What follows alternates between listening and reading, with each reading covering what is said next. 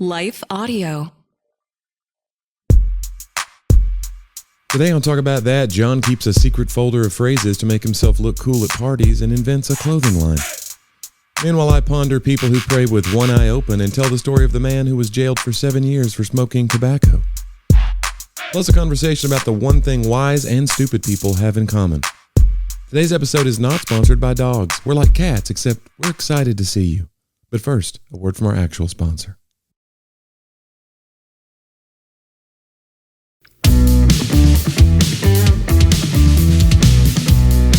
And we're back, another episode of Talk About That. I'm John, here's my friend Johnny. Thanks for joining us today. You're with us. We're together. Yeah. United. E pluribus. Whatever. Unum. Unum. That's Yeah, right. Out of many, one. Wonder what the Latin word for podcast is. It's. I really want to learn Latin. Really? Yes, like I use a lot of Latin. Isn't it a dead language?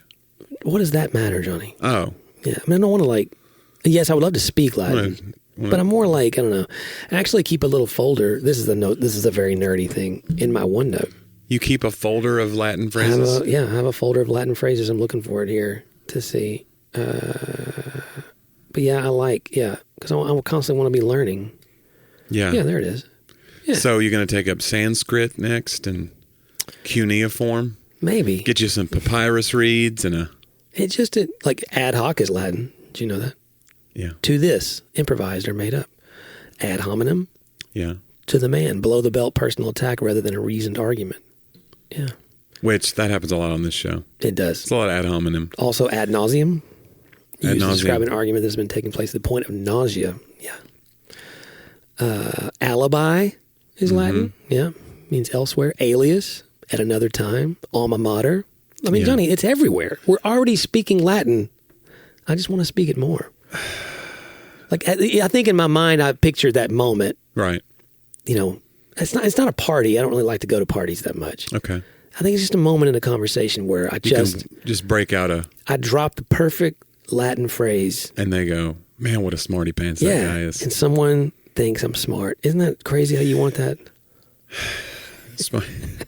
Smarty pants is like a way to say someone is smart, but it's a pejorative. It's like, this guy is smarty pants. Yeah. Be great if it was a good thing. Yeah. Wait, listen, this guy coming to the stage, you're going to love him. He's going to bring his TED Talk. He is a real smarty pants. He is from Columbia University. Please welcome Dr. Richard Watson. Thank you. Dr. Watson.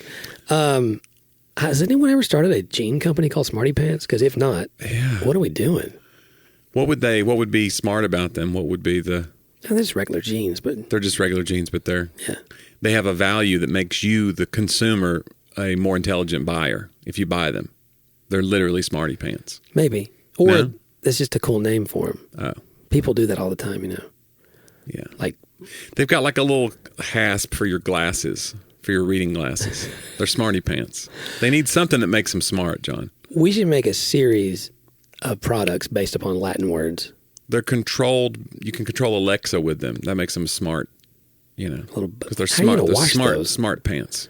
I don't think you're thinking it through. Alexa, is my zipper down? That kind of a thing. It is. You just know. It could be like the ones on Back to the Future 2, or like his jacket has he gets it wet and it has the self blow dry thing, you know? Yeah. Nate has a bit, Nate Bergazzi, our friend, has a bit about how he's 45 now, and he goes, I'm 45. He goes, it's 50-50 whether my zipper's up or down. It's just such a funny thing to admit to thousands of people at a time, but it's true. Yeah. You never know. Do you check when you go into a room sometimes? Do you double check? I was leading worship on Sunday, and that's one of my greatest fears. But I could kind of check from behind the guitar a little bit without it being a big deal, and someone was talking in the microphone. But almost every time on the stage, I check. That'd be a funny thing to but you think you're not being seen, but maybe you are, and somebody's like, "What's John up to?" No, it's. Oh, come on, it's fine. But no, it is a nightmare when you're a kid. If your fly is down, that is something that'll ruin your day.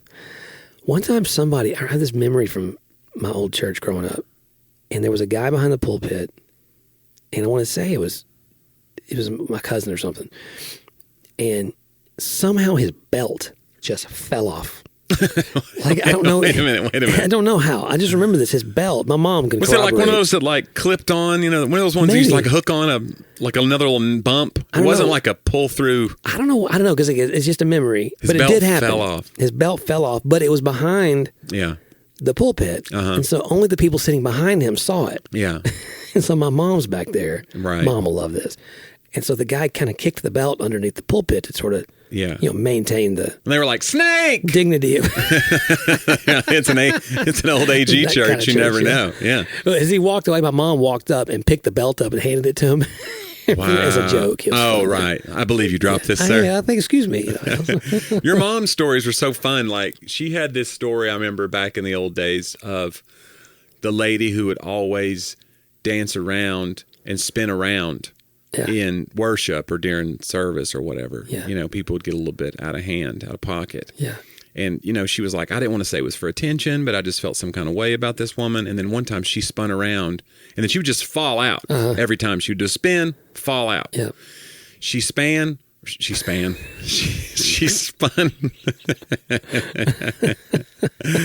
Latin, huh? It's Latin. She spun around. And then she fell back, hit her head on like the communion table. Yeah, I was there. Those hard, boom, around the corner. And then you saw her just kind of, Mama D said she kind of rubbed her head like, well, that's See, in my mind, that memory, so the bottom, the table, okay, was this huge, those huge, like, like do this in remembrance of me. Right. And the bottom had like it's not just like, feet or what do you call the those table? Claw feet or whatever, like the casters? No. The rolly casters? Like, not just the legs going down. Right. Okay. Then at the bottom. The crossbar thing. The cross stuff at the bottom reinforced all the way across. So it had like this. And so and it was up to a point. Right. Because it was almost like trim. Right. And she hit her head right on that. Like, I remember thinking, I think maybe she's just dead. You know what I'm saying? She's laying there, and what are we going to do? But I guess Mom saw her rubbing her head. I don't remember that. And that's what I remember from the story. I mean, maybe I've modified it in my head. I just remember she told us that when we were in the band days, we were staying at the house, and she was just telling us. Because we were telling the old Pentecostal stories and stuff. It was just a funny little story. But then she said, the funniest part of the story to me was, I said, well, did it stop her from doing the spin further? And Mama D said, well, no, she would still do it after that. But I would catch her kind of opening one eye to see what was behind her. That's such a funny, there's always somebody peeking when you notice that. When every head bowed, every eye closed, there's always one guy looking around. Yep. You're like, that guy's peeking. But see, you're peeking. Right, so what's that say about you? Well, if you're the guy, though, leading the prayer. Right. Then you're allowed to peek. You can see everyone. Uh-huh. Yeah. And nobody's looking around except me. And I will see everything. And the Lord. I hesitate to tell stories like that. We talk about, we do say we're not in a church like that now. Yeah, right. But it is interesting the history we have. And I always wonder when someone who's raised liturgical or, raised evangelical Baptist or not raised in church at all, what they must think, oh my gosh, what? Like it's hard, because it's a... it is, and it's weird. And again, I've been in churches that were so stiff, I was like, man, I don't even know if the Spirit even has room to move in here. And so I feel like there's an extreme on the other side, too, where it's like, we just don't, I think some churches would rather tame a wild horse than try to raise a dead horse kind of a vibe, Mm-hmm. And I can almost, I see that some places. Yeah. Shonda Pierce used to famously say, like, I don't do comedy clubs, but I've been in a lot of churches that could have used a 2-drink minimum.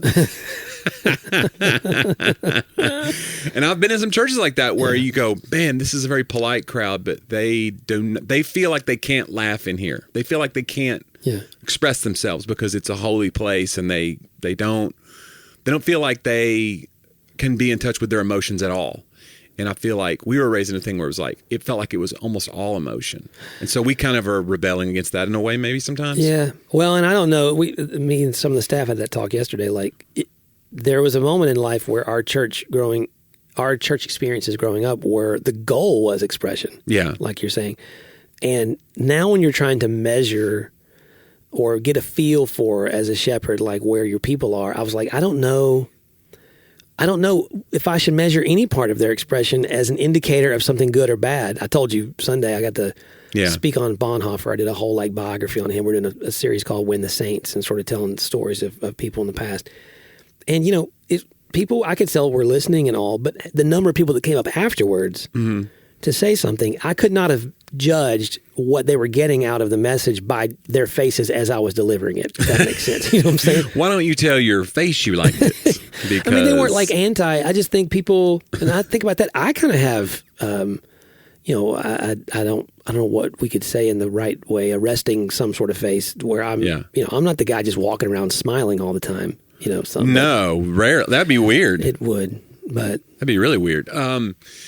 Yeah, but I had shows like that, and I know sometimes it's not a one-to-one comparison, but I just going out of my world because I mean I was on staff at the church, so I do definitely remember like doing, you know, I would do services, or I would do a service at my house, or I would do some gathering, and you feel like the energy is not matching what you're bringing, but then somebody will email you or tell you after like, oh, it really whatever. Yeah. So it's not a one-to-one thing of like to the comedy, but I will say like I've done shows before. I remember I did a show one time. The first show I ever did at a Presbyterian church. I did like a morning. They go, hey, the show's tonight, and so will you come in and do a set in the morning, like to get people to come out. Yeah. And I've had churches ask me to do that, and if I'm around, I'll do it. And back in the early days, I just wanted to work, and so I'd be like, whatever you say. Yeah. So I'd go in the night before, just so I get up and go to their 9 a.m. Presbyterian service. Yeah. Get up. And then they go, well, we got a wonderful comedian this evening, and he's going to come share with us. Johnny, would you? And then you got to be careful at what you're picking. Like, you never know, like, how serious these folks are as far as, like, what topics can you even cover in a little 5-minute comedy window? Is a comedy window, like, a blasphemous thing to them in the service? Well, they wouldn't have brought you in. I guess, but it's just like, are some of these people going to think that? So you go, this is new for them. So I was already nervous, and it went fine. I was like, okay. And then that night, people were just sitting on their hands. And I was just like, wow, I'm bombing. I felt like I was bombing. Mm. And then in the end, I did my closer, and everyone stood up and applauded. And then I sold every stitch of merch that I had, everything I had brought. They were like, that was the greatest thing. I was just like, what in the world? Can't judge a book by its cover, Johnny, or you can't judge a congregation by its clapping. Come on, you know what I'm saying? Yeah. When you were saying that, it reminded me, we hear preachers say, I'm preaching better than you're shouting. Yeah. That's what I thought you were going to go there for a second. I'm preaching better than you're shouting. I'm joking better than you're laughing. Tell you that right now. John, response is not everything, is I guess what we're saying. But there are some people who support the show, and we'd like for you to respond to them. How you like that for a segue? I like it. Huh? If you feel so led, why don't we take a couple of minutes and hear from a few of our fine sponsors?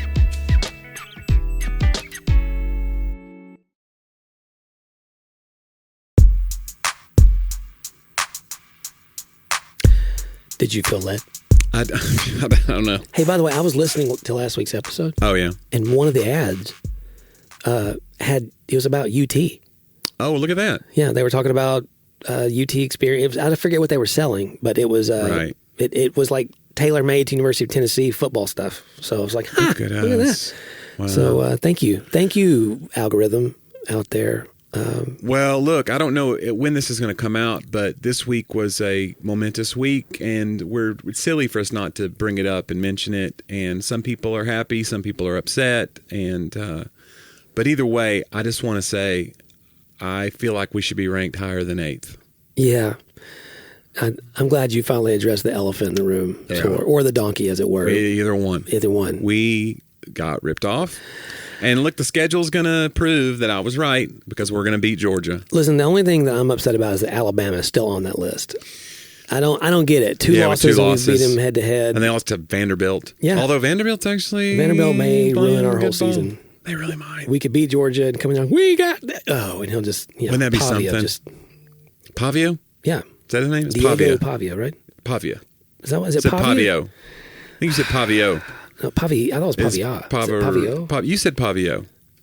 Did I? I said Pavarotti. We're going to look up Vanderbilt quarterback right now to get his name. Pavia. I thought I said Pavia. No, you said Pavio.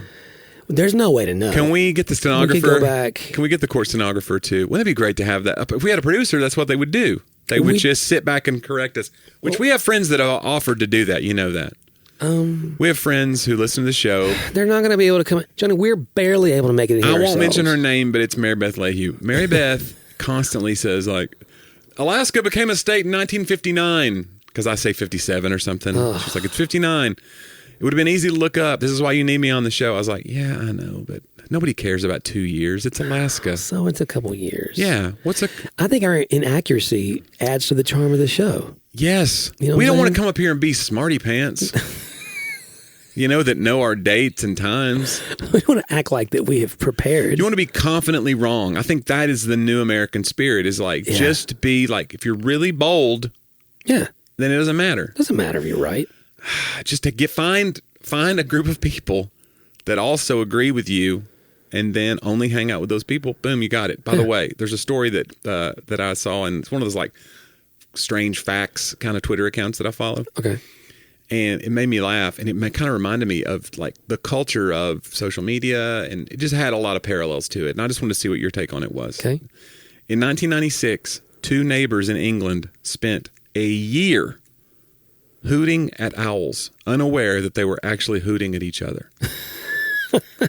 Come on. That's an amazing story. I love it. It's so perfect, right? Yeah. You go, man, look at this. I'm getting this. I'm getting this It's owl. like the owl answers every time. They have friends over. Listen to this. Watch this. We're friends.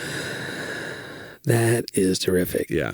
And they never saw the owl. They never saw the owl. Just they like just, our lives. Isn't that just like our owls? Want that hoot? I'm hooting a lot better than y'all are. Okay. I'm hooting back. Hey, John, I think it's about that time. Oh, is it? It's my quote of the week, a little segment we call They Talked About That.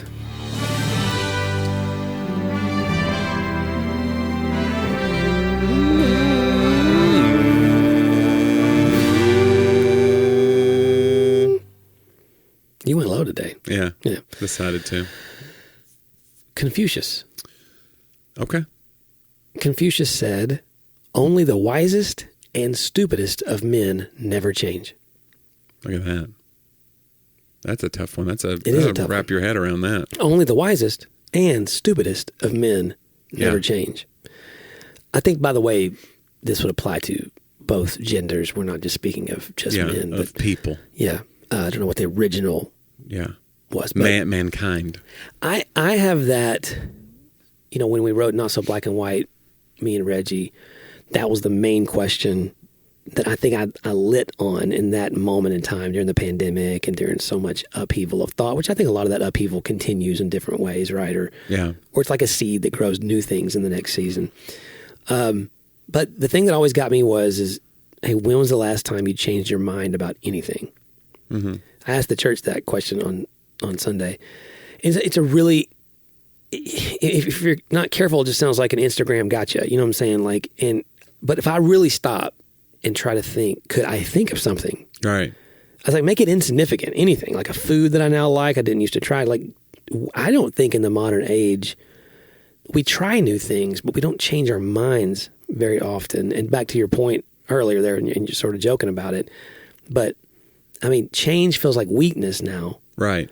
But he's making a point, only the wisest people are willing, right? Right. To know what their values are, right? What's the foundational thing that I never change? So in the middle of this hard situation, I always hold to that. And I really believe in anchors like that. I forget what what song or what poem it was, but that when I'm in the darkness, let me not forget what I learned or what I saw in the light. Yeah. Right? When I can't see it right now doesn't mean it's not there. I need to hold to the thing I know to be true.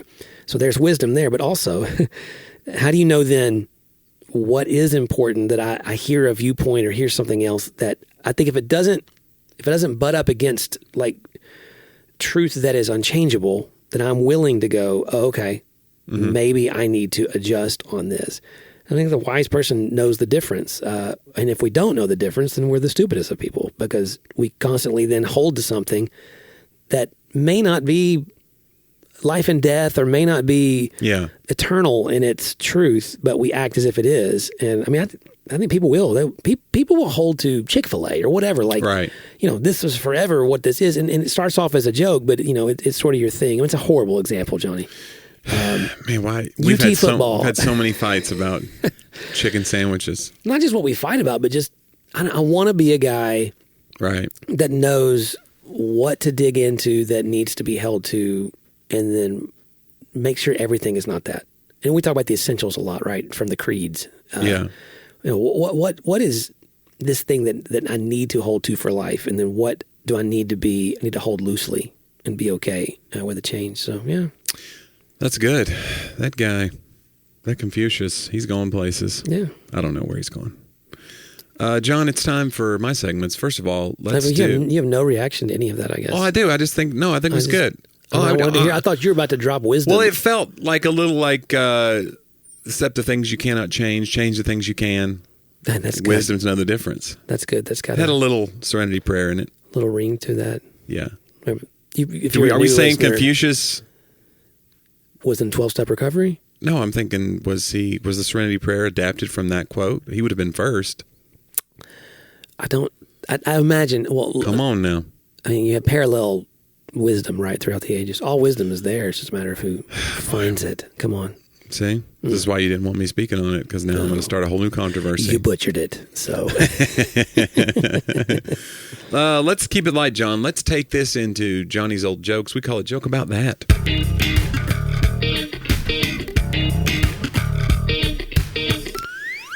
John, obviously we are on the heels of an election. I read a great tweet yesterday. I saw it posted several times. I don't know who originally wrote it, and it said basically like, I got really confused by all the signs. I think I may have just voted for a realtor, which I thought was very funny. That's good. Yeah, that's very good. Yeah. So I thought for today we would do a few presidential jokes. Okay. Both because, well, there's one I wanted to do that's just about presidents, and then a few that came from presidents. Like presidents have, tried their hand at humor over the years. I think Reagan was a great example of someone who was very folksy and he had so many great lines. But then over the years, you would have people speak to the press corps, a dinner or whatever, and they would have these. Who knows if they wrote them themselves? But it was interesting. But when a great president can be a great orator, and they can really deliver a joke in a great way. I mean, they can nail it. So, anyway, I wanted to start with this one though, John. Which U.S. president got the job online? Do you know this? Okay. Abraham Lincoln. Okay. Let's keep moving, John. This one's from Ronald Reagan. He said this, and I think I remember this one. I would have been a kid, but I think I've seen a video of it. Recession is when your neighbor loses his job. Depression is when you lose yours, and recovery is when Jimmy Carter loses his. Jeez. So it's like a zing. Yeah. It's a pretty good zing, pretty powerful. Obama said this one. This was in front of the press dinner, I think. Many of you know that I got my name Barack from my father. What you may not know is Barack is actually Swahili for that one. And I got my middle name from somebody who obviously didn't think I'd ever run for president. Because, they always threw up the Hussein. Right. Whenever somebody wanted to besmirch Obama, his whole presidency, Barack Hussein Obama. Yeah. Like he may as well have just been, Saddam Hussein. That's basically what they're implying. Right. This is somebody who's just in cahoots with the Iraqis. Yes. Because of that middle name. So it's just funny that Obama would be very self-aware about it. Like, he really hamstrung me with that middle name, but I still broke through, Yeah. George Bush said this one. Which George? George W. Okay. These stories about my intellectual capacity really get under my skin. For a while, I even thought my staff believed it. There on my schedule, first thing every morning, it said, intelligence briefing. That's good. That's funny and very kind of like... Yeah, self-deprecating. Yeah, it's great. And then he also said this to Al Gore during the 2000 presidential campaign. He said, thank you for your email. This internet of yours is a wonderful invention. So he's kind of making fun of Gore for this idea that Gore took credit for inventing the internet. This one is from George W. at the 2001 Radio Television Correspondents Association dinner. It said, we're studying safe levels for arsenic in drinking water. To base our decision on sound science, the scientists told us we needed to test the water glasses of about 3,000 people. Thank you for participating. That's amazing. Right. That is just nails. Yeah. So my respect level for W. Yeah, he had a lot. As a comedian, as a comedic voice, just went up a little bit. Yes. And who knows if he wrote all those, but very funny. Well, I know they have writers, but yeah, I think that if a president wants it to be especially witty, though, they'll probably work with the writers, Yeah. I don't know. I can only tell you from my long, distinguished career of speech writing for presidents. I wonder if I would ever write for something like that. Would you ever write? Because I remember I did an event in 2015, and it was on the heels of Huckabee running. He was about ready to drop out. And I did this men's event for Lifeway. This is a really old story. Mike Huckabee was a political figure. Right. and was a viable presidential candidate, and Lifeway was a huge, monolith conglomerate in the Christian marketplace. And both of those things are no more. But they're still around. But they're just not. They're not what they were. Right. Like the fact that they would do gigantic conferences. Yeah. But anyway, Huckabee got up and basically gave a stump speech as a part of his thing, which it kind of took me aback a little bit. I was here for this. Yeah, I'm like, this isn't really like... Was that the municipal auditorium? Yeah. Yeah, okay, yeah, I was there. And I was like, well, this is interesting. And then, of course, he dropped out like 3 months later, or a month or two later. But I remember during that, like, I was up right after him, and he gushed about me for like 5 minutes. Before he started, man, that guy was so amazing, and let's give another hand. This is crazy. And I had several people say to me, like, you should get in touch with him because he needs writers. Like, he needs people to whatever. You always need people who can write jokes and get you into a speech, with something folksy. And it was something I kind of like kicked around. I was like, I never saw myself that way. My show's not political. I don't really think that way. Yeah. Like, I think politically, but I don't think politics are very funny usually. Like, right. I don't know. I guess I'm maybe too passionate about things, but again, I can laugh at the W. Bush jokes and the Obama. Like, I don't know what it is about it. It's just that I could not see myself throwing my weight. It's almost like you're throwing your weight behind that candidate. You're humanizing them in a way.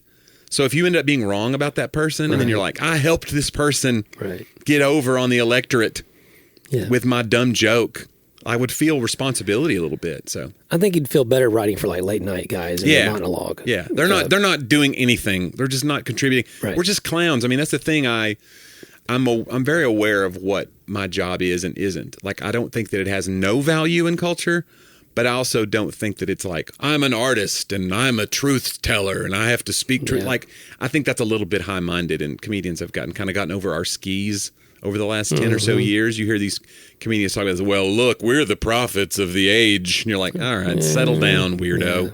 You got to joke about Q-tips. Anyway, that was Johnny's old jokes. Let's get into This Week in History, John. We call it Talk About Then.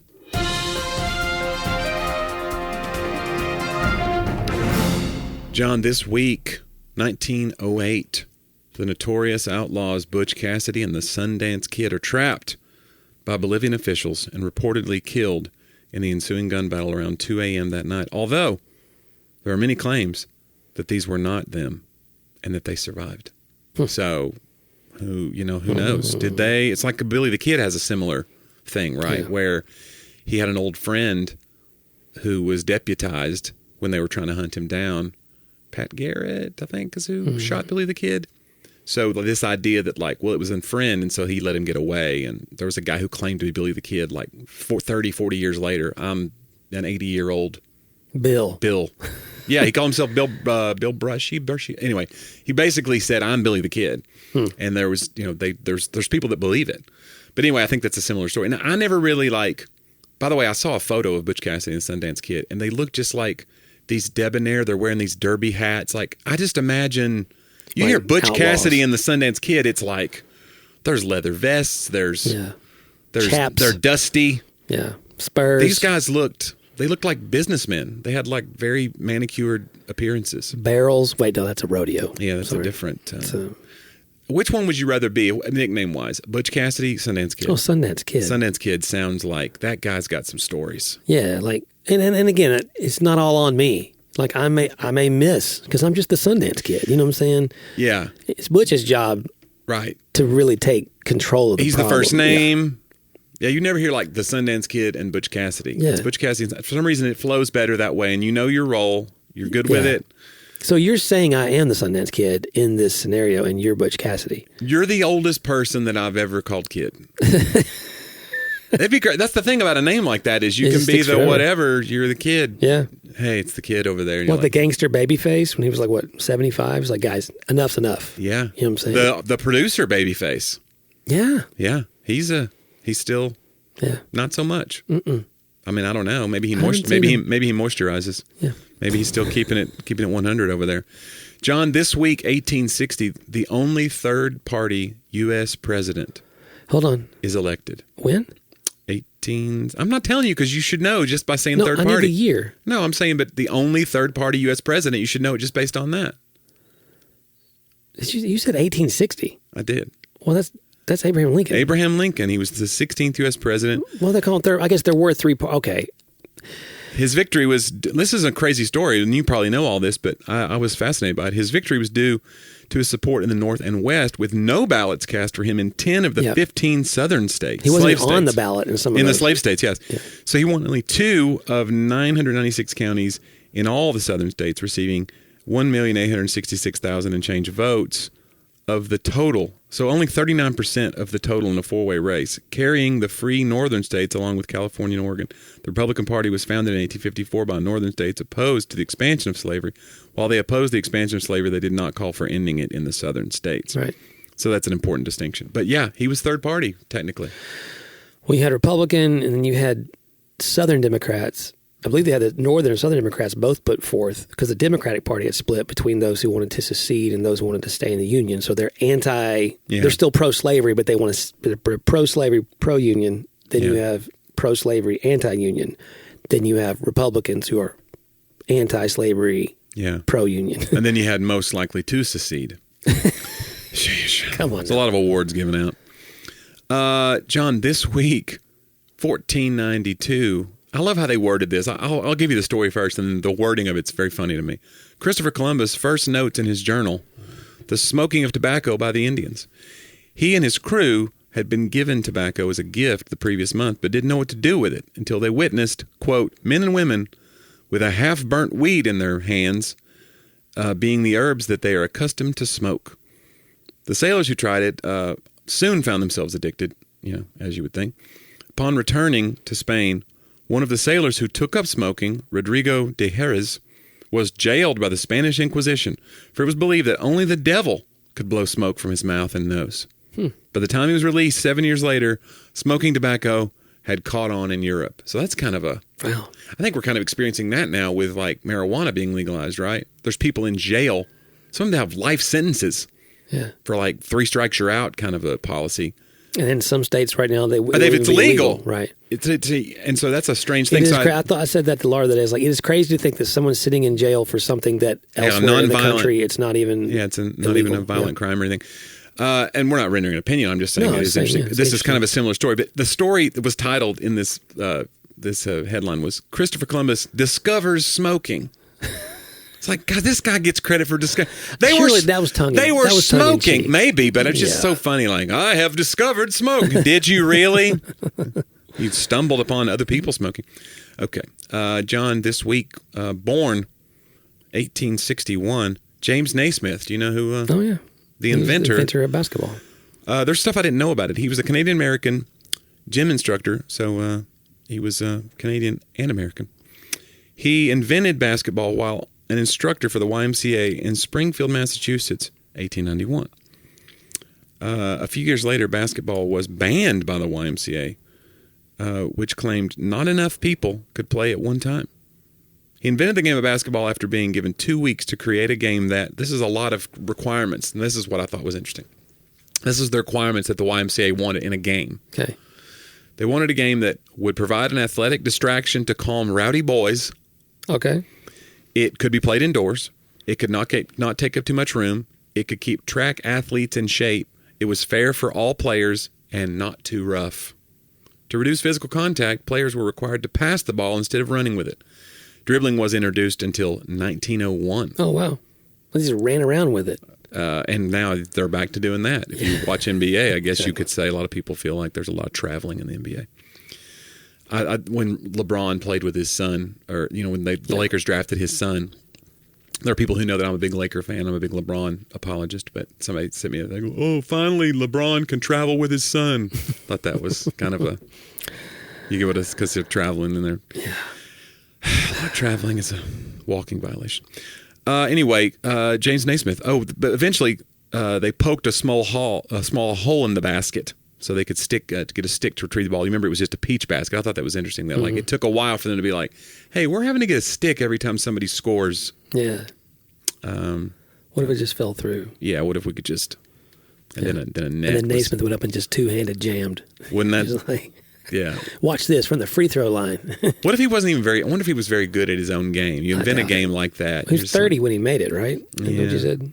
1891. Yes, he was 30. Good eye, John. Yeah. Good memory on you. Well, math. Yeah. John, finally, Adolphe Sax was born this week, 1814. He was a Belgian instrument maker. Can you guess what instrument he patented? Xylophone. He patented the saxophone. Did you know the saxophone was named after a guy named Sax? I did not know that. That blew my mind. Yeah, It's perfect. Yeah. Right? It blew his sax. It blew your mind. You got the sousaphones. It makes sense that he would be, but I figured it would have it'd be a play on the name Sax. But Adolphe Sax, he spent much of his life in legal battles over his musical patents and died in poverty. Wow. So that's kind of a... And his is one of the most, I think celebrated instruments. Sure. Lots of people... Yeah, they're trying... People, it's interesting. There's always people trying to bring back the sax. Yeah. When you hear it, Bring back the sax. Bring back that sax. Yeah. When you hear it, though, depending on if you grew up in the 80s, it immediately... It has a very old feel to it. Like you remember Careless Whisper or some 80s very emotive and kind of cheesy use of it, Kenny G, that kind of a thing. You think, here we go with the sax. So I feel for a sax player that's amazing because it's like that instrument kind of got overblown and it really got overblown. And I love accidental funny. I don't read much. C-R-E. Okay. Anyway, so it's like I felt like it's not the instrument's fault. It was just like you would hear it in a lot of here comes the saxophone solo. Yeah, I agree. I'm not sure it's ever made the comeback in like pop music that it once had. Yeah. For those reasons, like I know. Dave Matthews Band will play all kinds of horns. Oh, and right, stuff. in there, yeah. But again, not a conventional pop style. I'm trying to think of who. Yeah, I'm trying to think of anybody modern that's like really bringing back the sax in a big way. That's not just basically doing synth music now. They're trying to do an 80s vibe in their music. They're really like, no, we're going to do this. We're going to be this.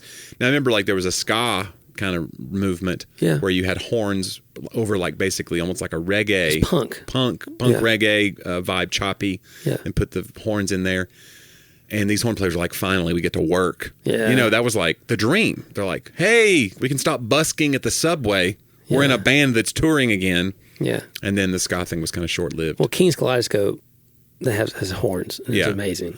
Well, that's the thing. I just did a cruise with Zach Williams, and he has a horn section. He has a couple of guys who play horn. Yeah. And they're amazing. Yeah. So maybe... Reggie Dabbs, bro. Yeah. On the tenor sax. He's very gifted. If you've ever been to a Reggie Dabbs event and he takes his sax out, the people freak out about it. The inventor of the tenor sax was Adolphe Tenor Sax. Was it really? Yeah. It was a different guy. A totally different guy. Hey, by the way, speaking of the Lakers, Dalton Connect. Yeah. He's been contributing. He has. I'm interested to see what will happen in his role. He's kind of working his way into the rotation. The Lakers are kind of what I thought they would be. They're kind of a middling team. They started out kind of hot, and I thought, are they good? And they're kind of okay. Yeah. Well, he dropped 35 in that last preseason game. Yeah. But you never know with preseason. He scored 16, I think, is his highest so far that I've seen. Yeah. But I think still, he's got something. He's a good shooter. A lot of it'll be about defense because perimeter defense is really important in the NBA, more than you would think. People think the NBA is no defense, but if you can get blown by, you're not going to play long. Even if you can hit a three, they won't keep you on the floor. So he's got to shore that up a little bit. But that's why I went to play for Rick Barnes to get that defense. That's why he's a number one draft pick. because he's a shooter who can play defense too. Everybody's so fast. So it'll be good. I'm interested to see. We need to go to a game together. We should go. That'd be fun. Let's do it. Okay. I'm going to look at the schedule. You buy the tickets. Wait, hold on. And that's not fair. You buy the tickets and you'll buy the popcorn. That's it. John, speaking of buying tickets, where could someone get tickets to a show of mine? They go to Jonnie W, JONNIEW.com. I just released a new tour poster today on my social media. If you want to follow me on socials, you can see that and see all the new dates that just dropped today. So tickets available for most of those shows. And also, if you wanted to support this show, John, you wanted to be a part of things, or maybe just listen to the archived episodes, you could go to talkaboutthatpodcast.com. Over 300 and some odd. I think there's no way to know. Archived episodes. Yeah. And click on that upper right-hand link. If you want that ad-free content, We love our advertisers, but if you want the ad free, hey, that's totally natural. And if you want to send us a note, hello at talkaboutthatpodcast.com. All caps. This will be episode 333. Look at us. By the way, I'm going to your show tonight when this is being recorded. Yeah, it's too late for the people listening. They blew it. And I can go ahead and reveal that I've got some surprise guests, and my buddy John Christ is going to do a set tonight. So if you didn't get a ticket... If I go tweeting that before tonight... That would probably be bad. Would it ruin things? Well, it's kind of... I don't want to draw just based on that. I wanted to be... Right.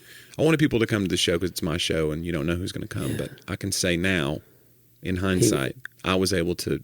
It's going to be a great lineup, but I mean, he would be the big surprise in the lineup. You're the big surprise, Johnny. Am I? Don't you dare. He will be surprised I'm at my own show. I can't believe he showed. Look who's not sleeping one off. Oh, that'll be fun. It's fun. It'll be fun. Yeah. Yeah, it'll be exciting. And look, comedy rules. What can I say? I'm very grateful to be working, and we're going to go tell these jokes. It's a weird week to be doing a show because this is the day after the election. So I'm interested to see what's the mood of the crowd, what's the tone, because I don't really do political jokes. So I'm just going to go out there and be like, family's weird. I don't know if that's going to. We'll see how it goes. What's the deal with darkness outside? Yeah. Hey now. Yeah. Sorry guys. Yeah. But that's what I have. That's what. Listen, these are the jokes. But it'll be fun, and I'm excited to work at the lab. The lab at Zany's here in Nashville is a newer club, and it's a lot of fun. It's a more intimate room. It'll be your first time there. Yeah. And I think you're going to enjoy it. You're bringing Laura? I am. Oh, good. Okay. Well, this will be fun. Yeah. And it's 80s too. It's 80s too young still. She has church tonight. Oh. So. But you think if she didn't have that, she'd be fine. She'd love it. She would. She's been to a show before. She has, but yeah. Once she'll be old enough to come to You just want someone else to buy a ticket. Is that what you're saying? I need somebody to help me here. No, it's fun. We're going to be fun. Yeah, it'll be great. It'll be a great show. Can't wait for it. And guys, thank you for the time you spent with us. We can't wait to do it again next week. You're on Talk About That.